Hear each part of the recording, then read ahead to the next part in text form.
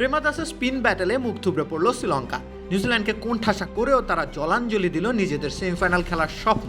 ওদিকে প্রতিকূলতা ডিঙিয়ে রাচিন রবীন্দ্রর ঘূর্ণি জাদুতে সেমির স্বপ্ন উজ্জ্বল হয়েছে নিউজিল্যান্ডের। জিততে পারলে বেঁচে থাকবে সেমিফাইনাল খেলার আশা। এমন ম্যাচে টসে জিতে শ্রীলঙ্কার বোলিংয়ের সিদ্ধান্ত ফলপ্রসূ হতেও সময় নেয়নি। দুষ্মন্ত চামিরা ও মাহিশ থিক্সানার যুগলবন্দিতে নিউজিল্যান্ডের ব্যাটিং অর্ডার হয়ে যায় নড়বড়ে। কিন্তু রাচিন রবীন্দ্রের 22 বলে 32 রান ব্ল্যাক ক্যাপসদের সংগ্রহকে একেবারে ঠুনকো হতে দেয়নি।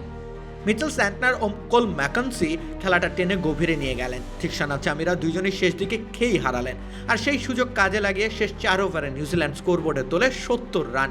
অধিনায়ক স্যান্টনার 26 বলে 47 রান করে আউট হন। ম্যাকেনসি অপরাজিত থেকেছেন 23 বলে 31 রান করে।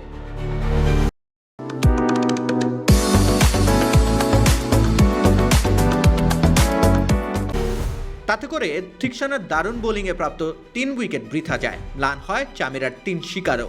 রান তারায় ইনিংসের প্রথম বলেই ম্যাট হেনরি আঘাত হানেন শ্রীলঙ্কার ব্যাটিং অর্ডারে। বোল্ড হন পাথুম নিসাঙ্কা। 29 রানের মাথায় 4 উইকেট হারিয়ে তখন বেজায় বিপাকে শ্রীলঙ্কা। লঙ্কানদের মেরুদণ্ড ভাঙার কাজটা হেনরি শুরু করলেও রাচিন রবীন্দ্রের ঘূর্ণি মূল কাজটা করে দিয়েছে।